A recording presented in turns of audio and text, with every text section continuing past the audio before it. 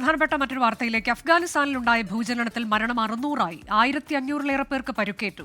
Nangarhar പ്രവിശ്യയിലെ ജലാലാബാദിനടുത്ത് 8 kilometre ആഴത്തിലാണ് ഭൂകമ്പത്തിന്റെ പ്രഭവ കേന്ദ്രം. ക്രിസ്റ്റീന ചെറിയാൻ വിശദാംശങ്ങളുമായി. ക്രിസ്റ്റീന, കൂടുതൽ വിശദാംശങ്ങൾ ഇപ്പോൾ പുറത്തു വരികയാണ്. മരണസംഖ്യ ഉയരുന്നുണ്ടോ? നാശനഷ്ടത്തിന്റെ അളവൊക്കെ എങ്ങനെയാണ് എന്നതിന്റെ വിവരങ്ങൾ എങ്ങനെയാണ് ഇപ്പോൾ പുറത്തു വന്നത്? അനുജ, രാവിലെ മുതൽ തന്നെ നമ്മൾ ഈ വാർത്ത റിപ്പോർട്ട് ചെയ്യുന്നുണ്ട്. ഇപ്പോൾ വരുന്ന ഏറ്റവും പുതിയ വിവരം 600-ലേറെ പേർ ഈ ഭൂകമ്പത്തിൽ മരിച്ചു എന്നതാണ്. നിരവധി പേരാണ് ആശുപത്രിയിലേക്ക് മാറ്റപ്പെട്ടിരിക്കുന്നത്. പലരുടെയും പരുക്ക് ഗുരുതരമാണ്.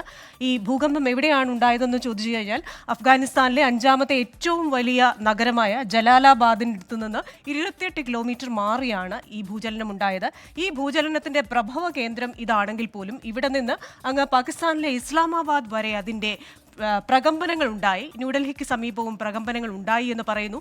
ഇപ്പോഴും തുടർ ചലനങ്ങൾ ഉണ്ടാകുന്നു എന്നതാണ് ഏറ്റവും വലിയ ദുരന്ത പ്രവർത്തനത്തിനൊക്കെ ഒരു തടസ്സമായി നിൽക്കുന്ന കാര്യം. ഇനി അഫ്ഗാനിസ്ഥാനിൽ എന്തുകൊണ്ട് ഇത്രയധികം നാശം ഭൂകമ്പം വിതയ്ക്കുന്നു എന്ന് ചോദിച്ചാൽ, ഒന്നാമത്തെ കാരണം ഇൻഡോ യുറേഷ്യൻ ടെക്ടോണിക് പ്ലേറ്റുകൾ, അതായത് ഭൂമിയുടെ ലിത്തോസ്ഫിയർ ഉണ്ടായിരിക്കുന്ന ആ പ്ലേറ്റുകളിൽ ഫോൾട്ട് ലൈനുകളുടെ മുകളിലാണ് അഫ്ഗാനിസ്ഥാൻ സ്ഥിതി ചെയ്യുന്നത്. അതായത് ചില ക്രാക്സ് ഉണ്ട്, ചില വിടവുകളും വിള്ളലുകളും ഒക്കെ ഉള്ള മേഖലയാണ്. അതുകൊണ്ട് തന്നെ ചെറിയൊരു ഭൂകമ്പത്തിന് പോലും വലിയ പ്രഭാവം അവിടെ ഉണ്ടാക്കാൻ സാധിക്കും. അതുകൊണ്ടാണ് മൊമെന്റ് സ്കെയിലിൽ 6 തീവ്രത രേഖപ്പെടുത്തിയ മോഡറേറ്റ് എന്ന് നമുക്ക് ക്യാരക്ടറൈസ് ചെയ്യാവുന്ന ഒരു ഭൂകമ്പം പോലും ഇത്രയധികം നാശനഷ്ടങ്ങളും ഇത്രയധികം ജീവന നഷ്ടവും അവിടെ ഉണ്ടാക്കുന്നത്. 2, നമ്മൾ അഫ്ഗാനിസ്ഥാനിലെ വീടുകൾ ശ്രദ്ധിച്ചു കഴിഞ്ഞാൽ നമുക്കറിയാം, ആ വീടുകളെല്ലാം ചെളി, തടി, അതുപോലെ തന്നെ വളരെ കനം കുറഞ്ഞ കോൺക്രീറ്റ് ഇതൊക്കെ കൊണ്ടുണ്ടാക്കിയിരിക്കുന്നതാണ്. അതുകൊണ്ട് തന്നെ ചെറിയൊരു പ്രകമ്പനത്തിന് പോലും ഈ വീടുകളെ തച്ചുടയ്ക്കാൻ സാധിക്കും. പല റിപ്പോർട്ടുകളും പറയുന്നത് പല വീടുകളിലും മണ്ണിലടിയിലായി. വെള്ളിയാഴ്ചയും ശനിയാഴ്ചയും തുടർച്ചയായ മഴയുണ്ടായിരുന്നു, മണ്ണിടിച്ചിലുണ്ടായിരുന്നു. അതുകൊണ്ട് തന്നെ പല വീടുകളും തവിട് പൊടിയായി ഈ മണ്ണിൻ്റെ ഉള്ളിലായി എന്ന റിപ്പോർട്ടുകളാണ് വരുന്നത്. ഇനി മറ്റൊന്ന് അവിടുത്തെ ഒരു ടെറൈൻ്റെ പ്രത്യേകതയാണ്, ഒരു ഭൂപ്രദേശത്തിൻ്റെ പ്രത്യേകത എന്ന് പറഞ്ഞു കഴിഞ്ഞാൽ, ഇതെല്ലാം ഈ 2 പ്രവിശ്യകളും, അതായത് നങ്കർഹാർ ആണെങ്കിലും കുനാർ ആണെങ്കിലും, ഈ 2 പ്രവിശ്യകളും പർവ്വത മേഖലയാണ്. അതുകൊണ്ട് തന്നെ ഒരു രക്ഷാപ്രവർത്തനം വലിയ പാടാണ്. ചെറിയ പ്രകമ്പനം വലിയ നാശനഷ്ടങ്ങൾ ഉണ്ടാക്കുന്നു.